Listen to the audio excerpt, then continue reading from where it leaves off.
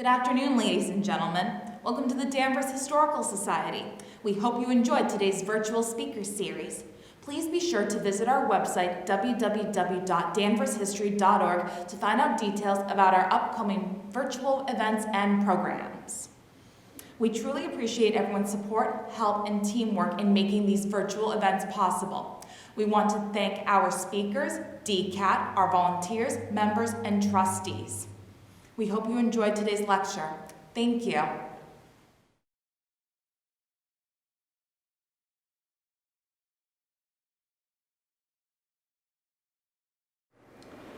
Hello, my name is Dan Gagnon, and I'm here at Tapley Hall with the Danvers Historical Society. Today we're going to be talking about Danvers during the Cold War. For our topic today, it really comes from two local history articles I had written for the Danvers Herald this past year. The first one was about fallout shelters in Danvers, some of which we still see signs around town. And the other topic had been the Nike missile base in Danvers and Topsfield. So with today, our topic is really going to cover both of those, at least to some degree. We're going to start by talking about the general idea of during the Cold War, the fear of, well, nuclear attack, first and foremost, and how the town reacted to that. And then we'll end with the military installation, the Nike missile base in Danvers. With the Cold War, there's different arguments about when historians say the Cold War started. We know it's the late 1940s, and although there's tension between the United States and the Soviet Union right after 1945, when World War II ends, it really kicks up a notch, not so much with what's happening in Berlin, but really when Soviet intelligence steals some of the designs of the atomic bomb. And in 1947, the Soviet Union detonates their first atomic bomb. This heightens tensions in a way that could not have been imagined ahead of time. In 1945, the United States was the only country in the world with that kind of technology. It seemed as though it was invincible. Nobody would want to start a war with the United States knowing they would surely lose. But when suddenly the playing field is equal with the Soviet Union, there's a period of fear, of several small crises, and it really has to do with, will the atomic bomb be dropped on the United States? I have a couple pictures here that really show how, really looking at it from today, it's almost a cliche of fear and excitement about a nuclear attack. On the left is a pamphlet you could buy for 25 cents about the recent invention of the atomic bomb. It says, here is the full story of atom power, present, past, and future. Is it a blessing, or will it smash humanity? It seems very dramatic, and as does the photo of the woman screaming, and then someone's farm getting bombed, it looks like. And then on the right, we have an official government document, a pamphlet from the Civil Defense Agency, how to protect yourself, your family, and your community. And then the image is somebody's church getting nuked, which again, to us, probably seems really over the top. But you can only imagine at that point in time, with the fears of the day, that would very much catch your attention, and it would be something that would be taken very seriously. There's two others just to kind of show us the climate of fear. We have another civil defense poster, keep cool, remember Pearl Harbor, and you have a woman like shielding her child, looking up at the sky as if there's a nuclear bomb falling. It's pretty frightening. It definitely is. And I don't really think remember Pearl Harbor is the most calming of slogans.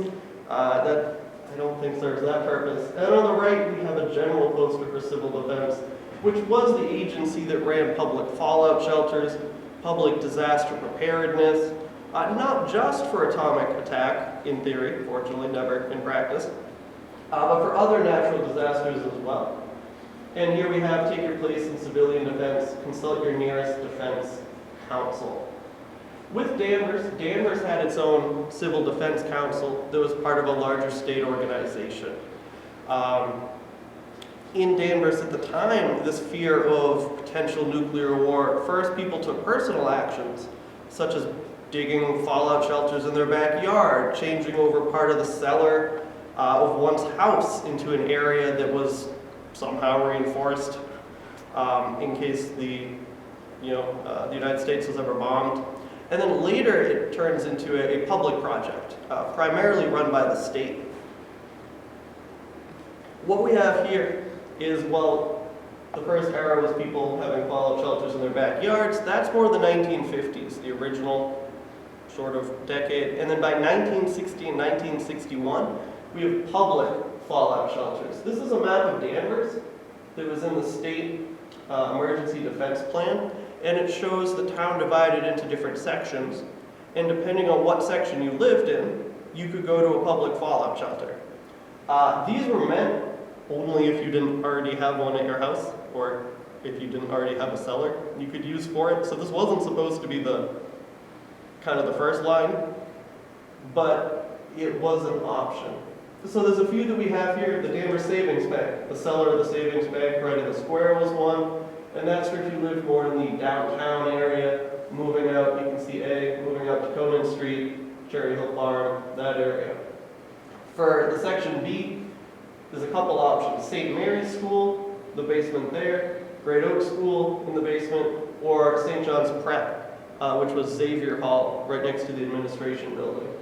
A couple others, if you lived in the port, the cellar of the Crease and Cook Tannery. If you lived out in Hathorne, the cellar of the Danvers State Hospital. Another one, if you lived kind of just south of downtown, you could go to the telephone exchange building, the Verizon building across from the Central Fire Station, or Sylvania. And lastly, this map is not correct. It lists some place in Linfield as section F, and you notice there's no F up there. So the state plan was not perfect. And one thing that I was working on last spring when I first wrote my Danvers Herald article about the fallout shelters was going around and looking for some signs. What was left of these shelters? And the answer is, not much, of course, at this point in time. There's a couple buildings, though, that still have the yellow rectangular marker with the fallout shelter sign on them.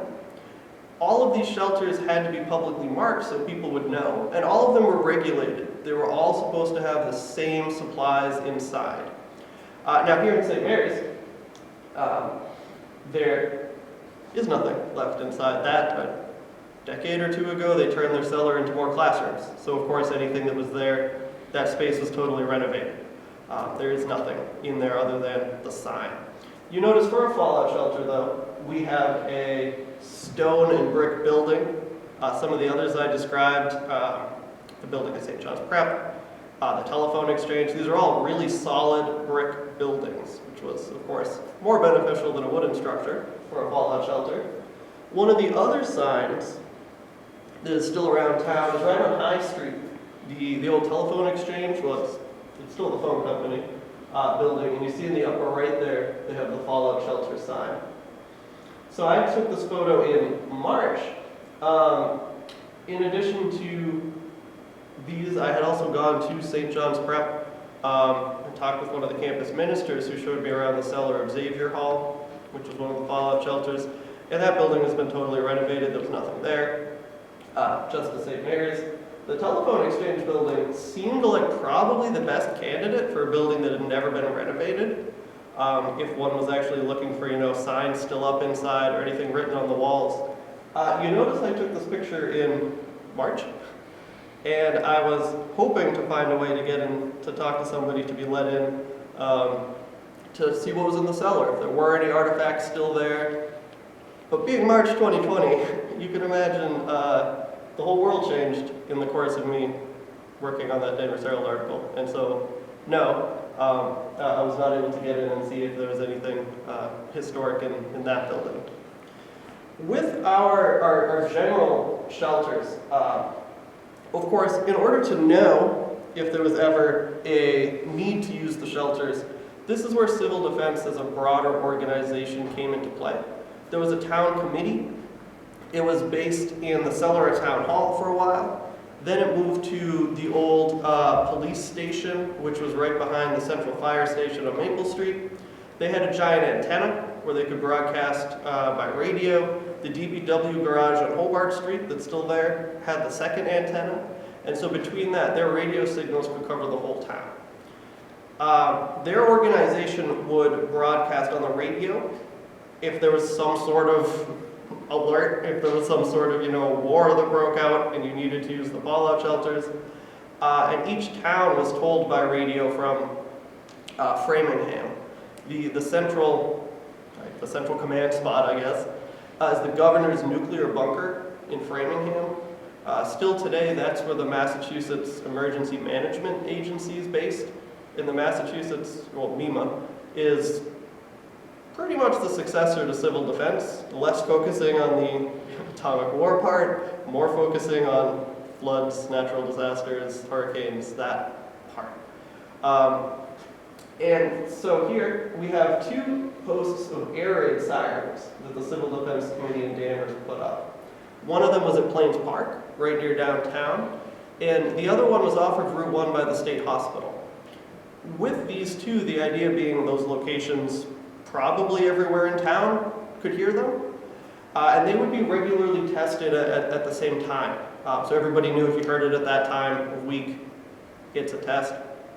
I did read about one unfortunate incident in 1964, that summer, where they accidentally went off, and apparently people were very concerned that it was not a drill and a real nuclear attack, but that was not the case. That was just an accident. And similarly, with these air raid sirens, they also had them in Salem. Salem State had one that was tested. It seems like later than many of the other towns that they continued to use it. And with the civil defense, they did have their own equipment as a town organization. All this equipment was just given to the town by the U.S. Army, particularly after World War II, but mostly after Korea. There was just a lot of leftover equipment, Army surplus, and so that was given to these organizations. And although it's a town organization, the civil defense was all volunteer. You'd have air raid wardens who are responsible for a certain neighborhood. If something were to go on, they're supposed to make sure everybody turned out their lights. Again, kind of sounds like a World War II holdover. One other interesting angle of the civil defense is that women could have prominent roles, whereas typically in defense during the Cold War, in the military, it was of course almost entirely men. In civil defense, women could be, regional directors. They could be in charge of their neighborhood, and so that was a different opportunity. One other interesting find I had when I was looking for some more information about the civil defense in Danvers, I went to the town archives in March, as the picture says. Again, it was like a week before you couldn't go anywhere, so that timing, I guess, worked out for this project. And I was looking for some old town reports. Every year the town published and still does a town report. That's where this picture came from, the 1957 town report. And while I was there, it happened to be while there was a turnover at town hall. The public health director had retired, a new public health director was hired, and at that point in time, town hall had cleaned out the public health office. And interestingly, or surprisingly, or both, some of the stuff in the town hall public health department was actual equipment from the civil defense in the 1950s. I'm not sure how it had been at town hall all along, seeing as town hall was renovated about 10 years ago, so you think everything would have been moved around at that point. But they had a real first aid kit. You can see there the civil defense, the CD logo on everything. You have paper clips, you have bandages, sterile dressings, tourniquets, for any sort of disaster response that you would need. And also you have your Geiger counter to take measurements of radioactivity. In theory, after a nuclear attack, once you come out of the fallout shelter, you had to figure out if everything was radioactive. So that's what this equipment was. And with these first aid kits, to go back one, There were drills not only with sirens, but drills in terms of basically town-wide first aid drills.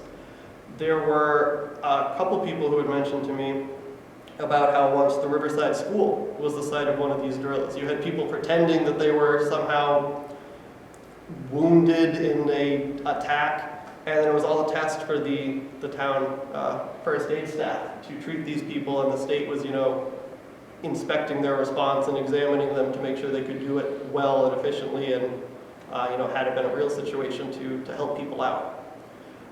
With the civil defense and its future role, it did continue to respond to natural disasters. One big one was 1965, the big blackout in the Northeast. Civil defense also led to the creation of auxiliary police in Danvers, like a volunteer, basically backup police officers in case of an attack. That, although it makes sense, and at that point it was volunteer, the auxiliary police. The only time I could ever find that they were called out was 3 years in a row on Halloween, because there was so much mischief and pranks and such, apparently in 1960s Danvers, that they had to call it the backup police. But there was no instance, of course, of what they were envisioned for, a huge disaster. So, the last part about fallout shelters is one truly interesting, and to us, again, at a different point in time, might seem a little over the top incidents of not just private people building fallout shelters in their yard, not just the state plan of public fallout shelters in all the towns in Massachusetts, but here we have a business owner creating a shelter. We have the first motel fallout shelter starts in Danvers. Also a motel, definitely a concept kind of stereotypical of the time, the automobile age. And what this was at Putnam Pantry, there was a project to build a hotel on Route 1. Again, Route 1 being, before if you had interstates, the main road heading north, far more traffic. So there were more motels than hotels. So that makes sense from a business angle. But the Cold War angle was, while they were building this building, they were going to turn the cellar into an enormous fallout shelter. And it would have been a sort of public one. It was done in coordination with the civil defense, but the plan was a private business owner's plan, surely. And so here we have a clipping from the Boston Globe in 1961. It's a revolutionary idea, the Globe says, because they point out that the person who was Gaylord Emerson Sr.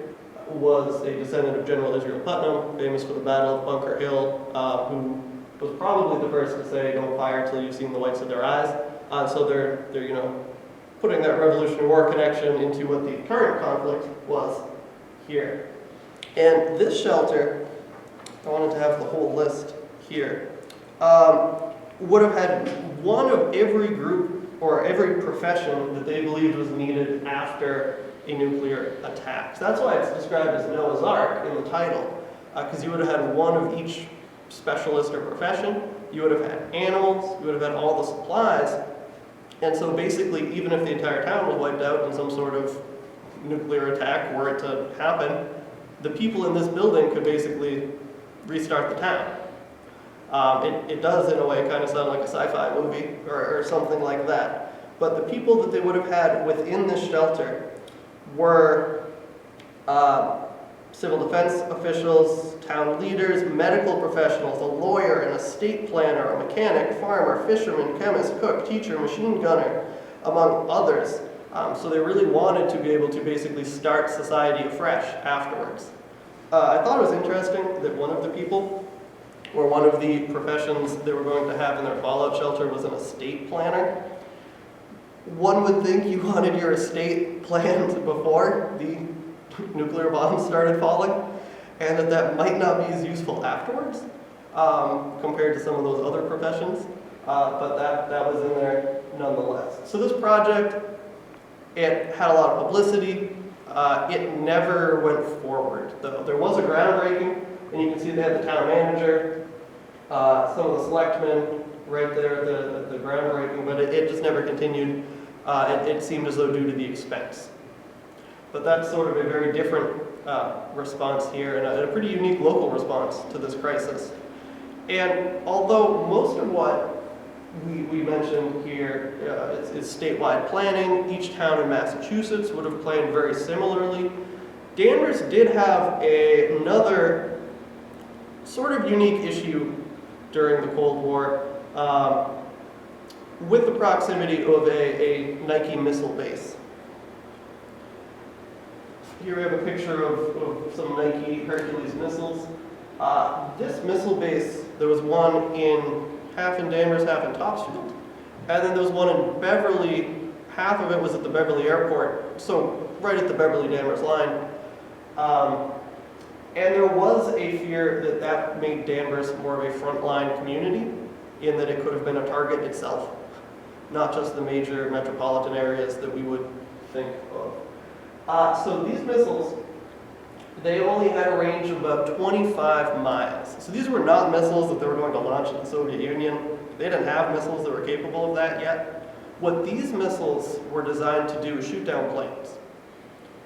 At this point, in the late 50s, early 60s, if there ever was going to be a nuclear attack on the United States, it would have been by plane. That was the only technology they had to get a nuclear bomb from point A to point B, just like the United States did with Japan at the end of the war.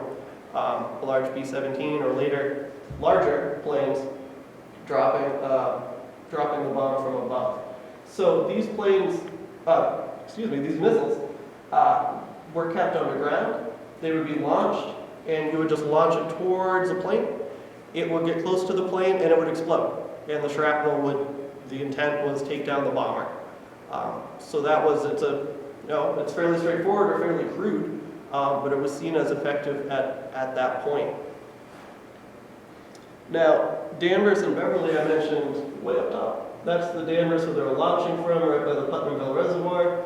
That's Danvers where the command center was. Now here's Beverly. The command center is Beverly Airport, and the launcher is over in Beverly. So there's about a dozen sites, each one with those two halves, all around Boston. The other closest would be over in Linfield, and then down here in Nahant, right at the very tip of Nahant, there. In addition to Boston being surrounded by these, Providence, Rhode Island was surrounded by these. Hartford was. And they had some of these missile sites in Maine, because that's not to protect a city or a large area, but that's actually where the United States Air Force kept many of its nuclear-capable bombers. And so those were actually just to defend that Air Force base. Other than that, they were around America at the largest cities, Chicago, San Francisco, from coast to coast. And they are Army bases, it's not the Air Force that ran these. With the Danvers setup, the control center is off of North Street, and I realize this picture doesn't project too great. One thing I want to point out is the giant white sort of blob here. That's the giant radar dome, and here's a picture of where it is today that might be more helpful. So this over here is North Street. That's the reservoir. And this is the Lieutenant John Fera Army, I believe Army Reserve base. Lieutenant Fera was from Danvers, and he was killed in action in Vietnam in 1968, which is why they named the post after him. But this used to be the command center. Much of the buildings are still there. There's still a helicopter pad down here. There's concrete pads where the giant radar dome was. And so for this half of the missile base, they would track airplanes all around. And they would radio both American aircraft that were in the area and be on the lookout, of course, for bombers from the Soviet Union. So this is the command center.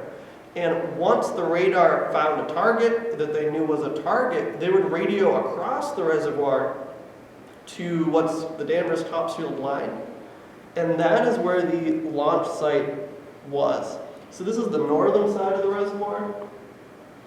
Down here you have most of the base, and then in a separate area you have the launch zone. And I have a better image of what that would have looked like back in the time. But this is where it is today. That road going from top left to top right is Route 1 going into Topsfield. This here is, so the reservoir is bottom left, and this construction is done now. It's not still a construction site. That's Bridle Spur Road, one of those new streets up there. And here we can kind of better see the missile base. Here's buildings where the officers live. It sort of looks like homes from Woodvale. They're all like identical ranch homes. Here we have a barracks. Here we have buildings where missiles were put together. And this is the launch site, this giant asphalt pad with cement in the middle. The base is separated on purpose. There was always a fear of accidents, and there had been some accidents at other Nike missile bases. Excuse me. These accidents were not related to like missiles exploding, but there were accidents related to the fact that they had all this rocket fuel there, which is explosive itself, never mind the actual, bomb part of the missile. And so that's why these buildings are so separate. Each of these buildings where they put together the missiles was separated by a mound of dirt. And so in case something exploded in that building, it wouldn't go to any other building, which shows how dangerous it was. And for this structure, this shows the launch site as it would have been. You have an underground concrete bunker where you keep the missiles. When needed, you'd always have one or two up top. They would raise and point straight up and intercept a enemy bomber there. This is, still in place underground and flooded at this point in time.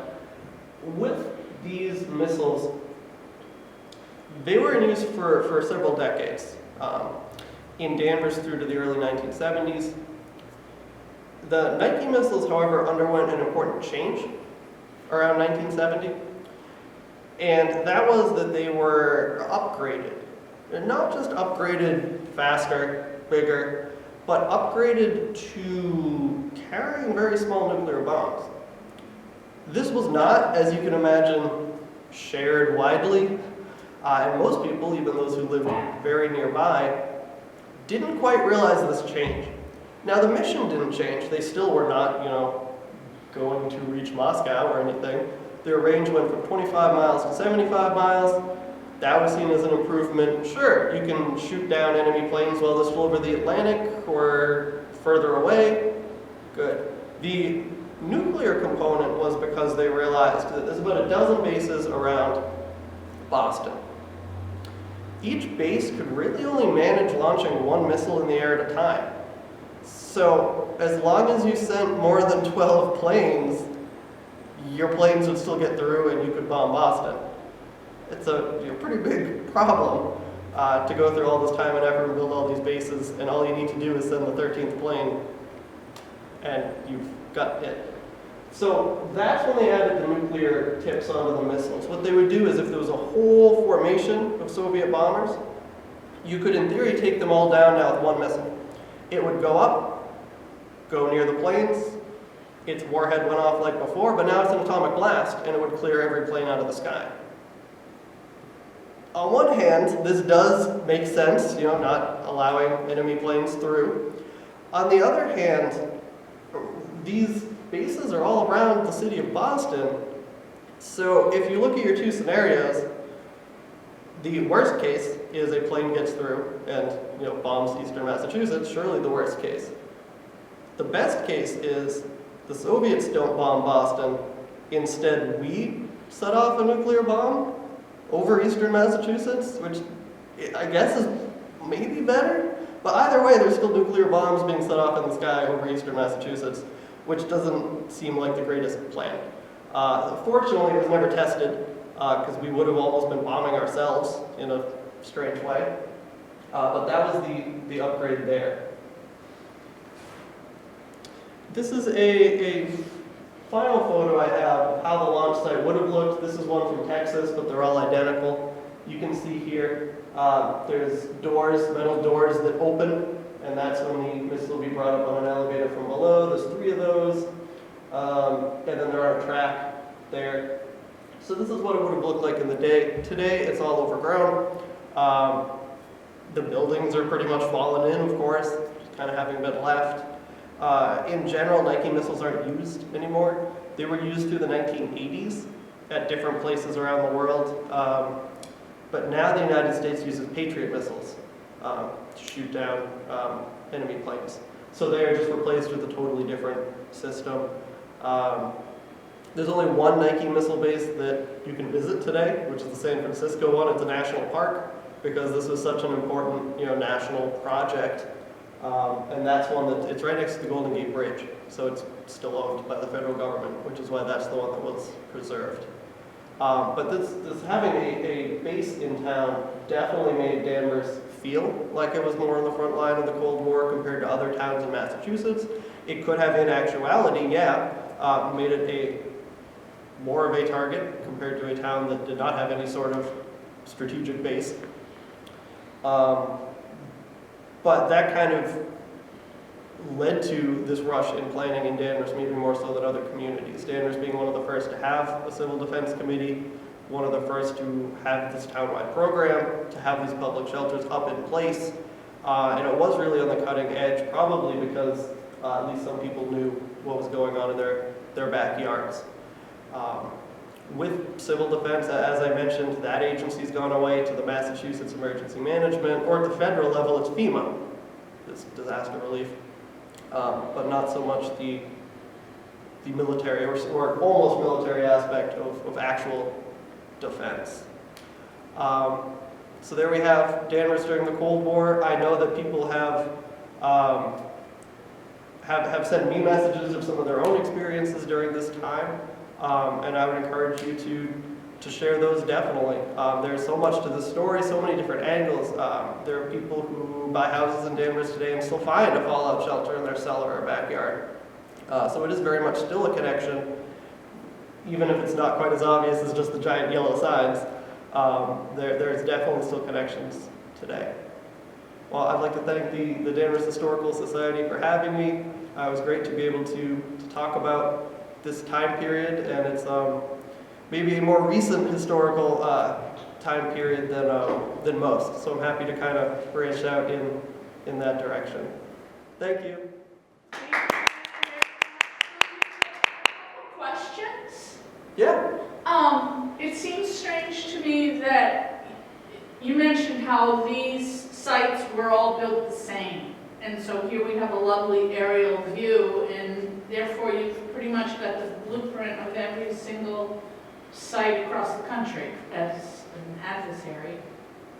You're right, yeah, if you built every base the same, if you're thinking of Soviet spies, they stole the technology for the atomic bomb, so clearly they were active in America.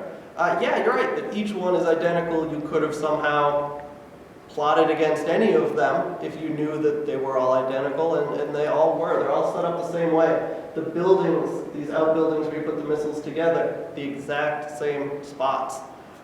They really are identical in every single way.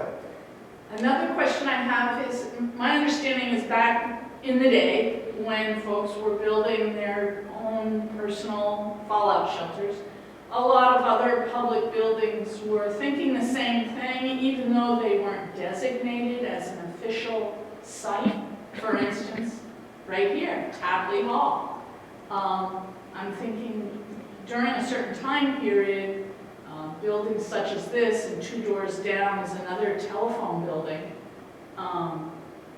were designed, their basements were designed to withstand certain assaults. That's what I've heard. Yeah, that does make sense, in that when people were constructing buildings in general during this time period, particularly more public buildings, as you mentioned, Laura, that was something taken into account. The idea of how strong a building was, could its shelter be used as a fallout shelter? And with the map I had put up, those were just the public ones. An office building certainly could have one for its employees. The telephone exchange could have one for the telephone employees, who were, in a way, incredibly important people. If there's some sort of an attack, you want to make sure the telephone works to send messages. So it definitely priority places like that. And there's others that were definitely not built with that in mind, but were transformed, like the state hospital. The state hospital on my map I had as one shelter. It actually had 11.